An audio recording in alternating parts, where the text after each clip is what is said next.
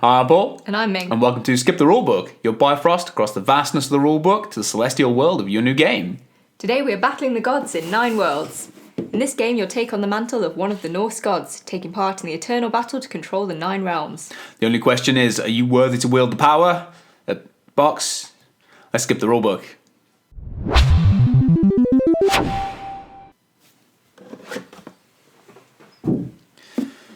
Not going to need this. Upon opening the game box, the first thing you'll find is this awesome looking game board. This depicts the 9 worlds of Norse mythology and will be the setting for our otherworldly war. Next, we have the stones that represent your armies and influence across the 9 worlds. No half-decent godly being would be complete without their own avatar. No, not the big blue guys. These wooden tokens are how you manifest your power in the material realm and allow you to more directly control your own forces as well as influencing those of your enemies. These smaller round wooden markers allow you to keep track of a range of game mechanics from turn order to current score.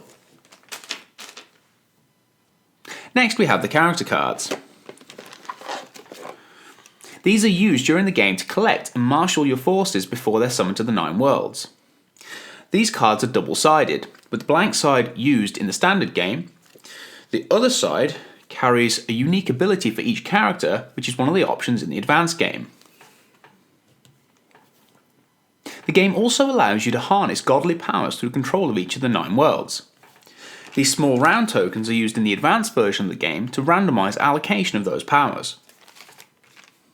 Finally, we have the summary sheets that are used to give each player an overview of their potential actions, powers and routes to victory.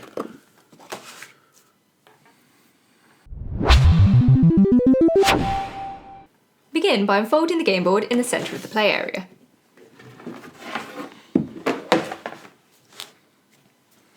Each of the circles represents one of the 9 worlds, with the numbered area surrounding them acting as the score track so we can keep track of who is in the lead throughout the game. Next, you need to determine which of the gods you'll be playing as. In a standard game, you do this by randomly dealing each player one of the player cards. The downside to this is you're not guaranteed that each player will start on an even footing. If you're keen to have a balanced game, there is a list of suggested worlds to use in the rulebook. There is also a suggested introductory game for 2 players. The suggested worlds to use in this game are Jotunheim and Nithavalir. I shuffle the 2 player cards and deal 1 to Paul and 1 to myself. If you're new to the game, start with the blank side facing upwards. Take the avatar and stones that match the colour of your player card. Place your avatar on your homeworld. This is the world that carries the same colour and name as that on your player board. As we are gods, we do start with some forces and influence. Place one of your stones on your homeworld and 1 stone on your player card. The rest are left in a pile to the side and are referred to as your reserve. The turns and actions each game will be dictated by the number of action points we have to spend, which is represented by the track along the bottom of your player card. The number of actions you have is determined by the number of players in the game. In the introductory 2-player game, each player will start with 8 action points. Take one of your wooden markers and place it on the correct number. If you're playing with 4 players, the first player will get 1 additional action point. In a game with 5 or 6 players, the first player will get 2 additional action points and the second player will get 1 additional. Each player should then also take one of their wooden markers and place it on 0 of the score track. The order in which you take your actions each turn is also dynamic and will change as the game progresses. During the first turn, the player order is determined by the number on your starting world. The lowest numbered world gets to go first, followed in ascending order. The final wooden token, matching your colour, should be placed on the player order track at the side of the board. Since I control world number 6 and Ming controls world number 4, she will take spot number 1, and I get number 2. The final thing during setup is to take the turn marker, this grey wooden token, and place it on the turn counter on the left of the board. Place it on the number 1, indicating this is the first turn. Each player should then take their reference card, and we're good to go. The aim of 9 worlds is to gain points through control of the various worlds depicted from Norse mythology. The player at the end of the game with the most points is the winner. Each turn is broken down into several phases: the action phase, the battles and world powers phase, and the Valhalla Phase. The action phase involves players spending points to complete actions. Each player, in turn, may take as many actions as they would like until they run out of action points. Once all players have completed their action phase, the turn continues to the battles and world powers phase before concluding with the Valhalla Phase. As I'm the starting player, we'll start with my action phase. Most of the tactics in 9 worlds involve moving your forces, or stones, onto one of the 9 worlds in order to try and gain control.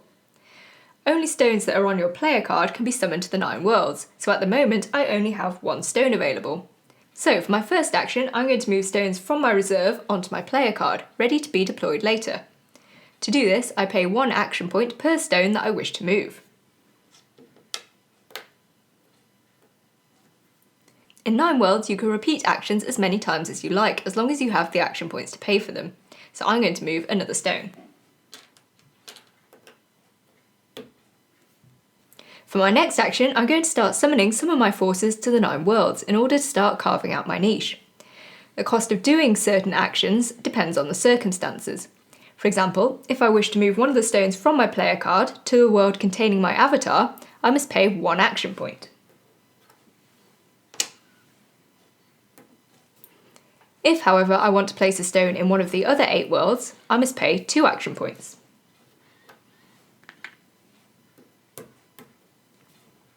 Obviously, this means your avatar will allow you to distribute your armies more effectively, as you can do so at half the cost.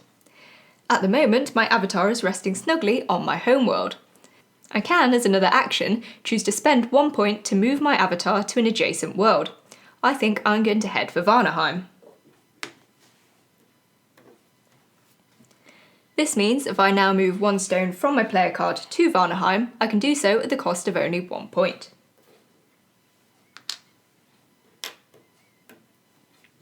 Summoning new forces is not the only way to deploy stones in the 9 worlds. For my last action, I'm going to move one of the stones from my homeworld. I pay 1 action point, and then move a stone to any adjacent world. With my turn over, play then passes to the next player in the turn order. One of the main methods of gaining points in this game is to control worlds. To do this, you simply have to have more stones present than your opponent. So Ming currently controls 4 worlds. We need to do something about that. I'm going to begin by summoning 2 stones from my reserve to my player board. I've got my sights set on Jotunheim, so I'm going to continue by summoning 1 stone from my player board to that world. Since my avatar is not present, this will cost me 2 points.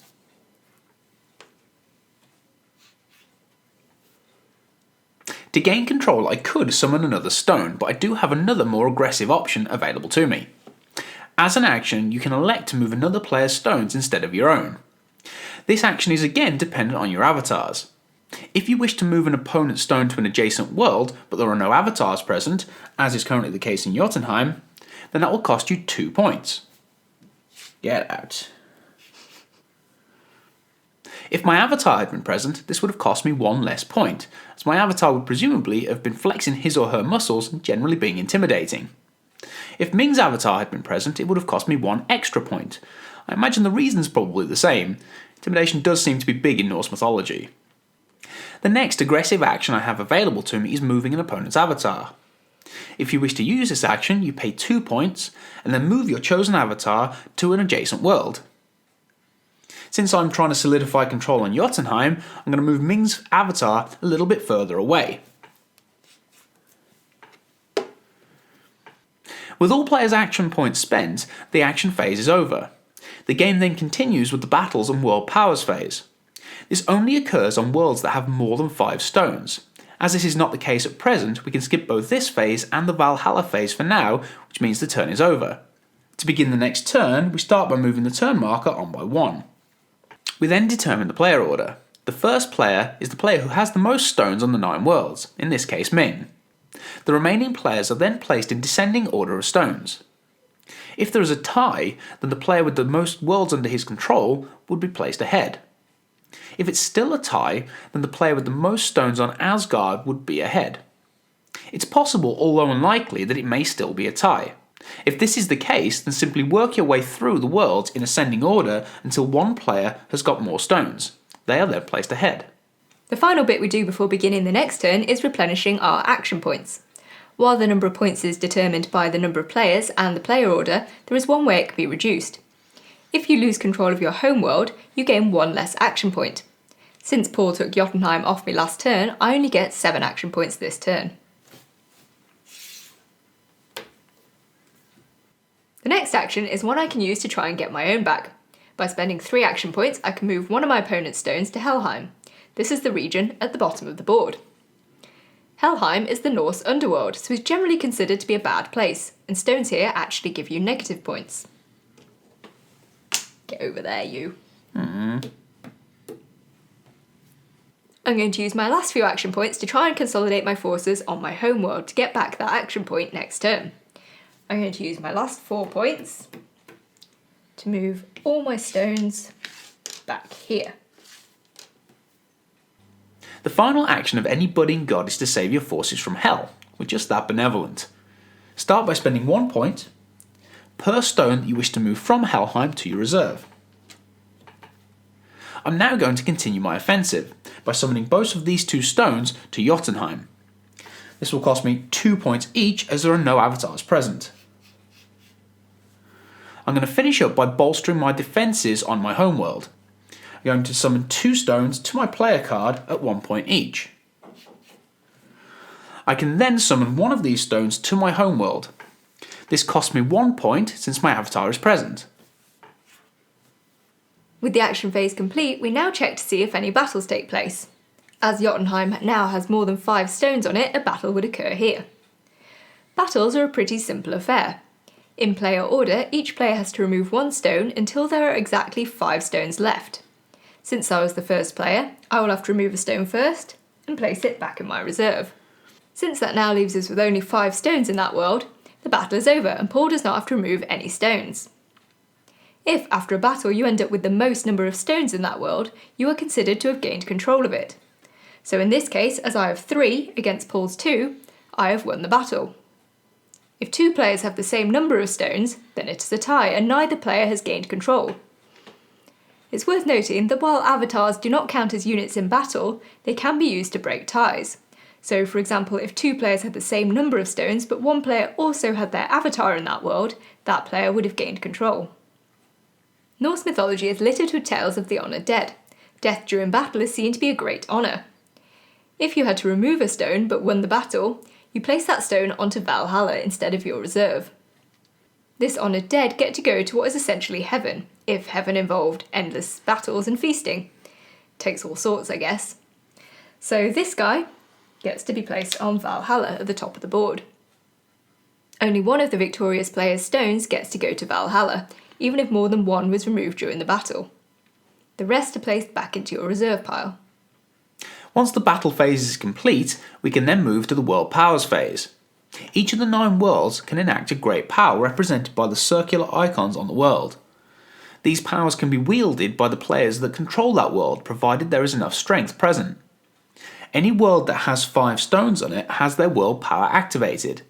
If that world has a controlling player, they may now choose to use that power. At present, only one world has 5 stones, and since I control that world, I can choose whether or not to use the power. Each player who controls a world simply chooses whether or not they want to use their power, and then moves a stone onto the icon to show that they are using it. Once each player has decided, the powers are enacted in ascending world order, starting with Asgard. The powers of each world are explained in full on the summary card. In this case, Jotunheim's power allows me to remove one of my opponent's stones and place it back on their card. I then replace it with one of the stones from my reserve. If, through activation of a power, a world's stones are reduced to below 5, it still activates in the normal way this turn. If, when this happens, all of the controlling player's stones are removed, you should leave the one that is on the power symbol. Place the last stone marker underneath that stone to remind you that when that power is done, it should be removed back to your reserve. The next phase is the Valhalla Phase. During the Valhalla Phase, any stones that are in Valhalla are returned to their respective players' homeworlds. The player that owns them then gains 2 points per stone.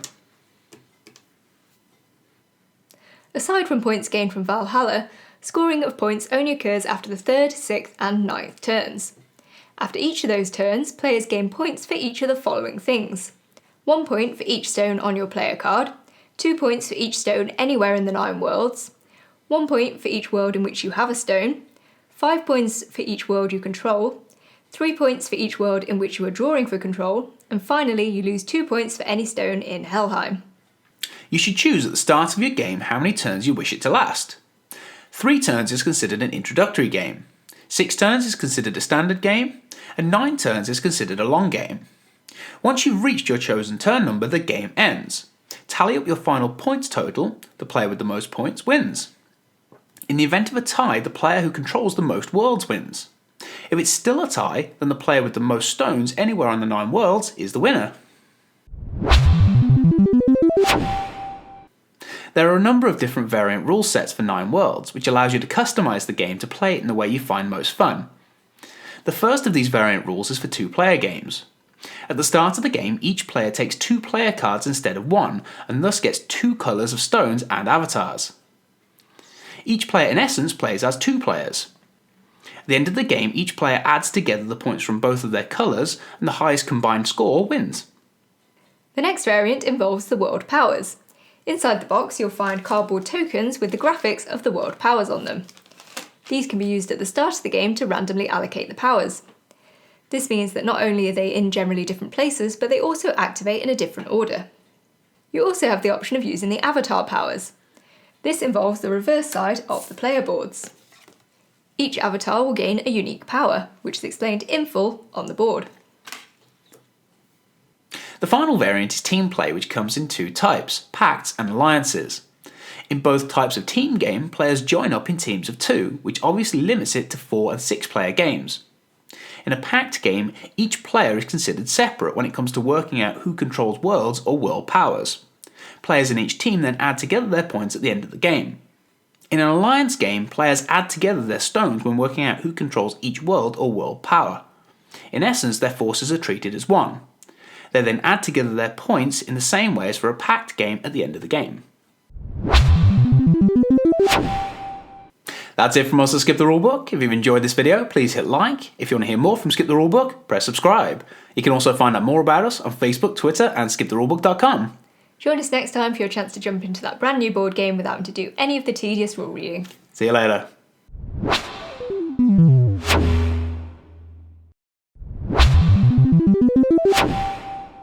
Are you ready? To play, Moose. Over, across, not against, across. Cross, over, under, sideways. We're not scared. Sorry? All the enunciation. Yeah, enunciating.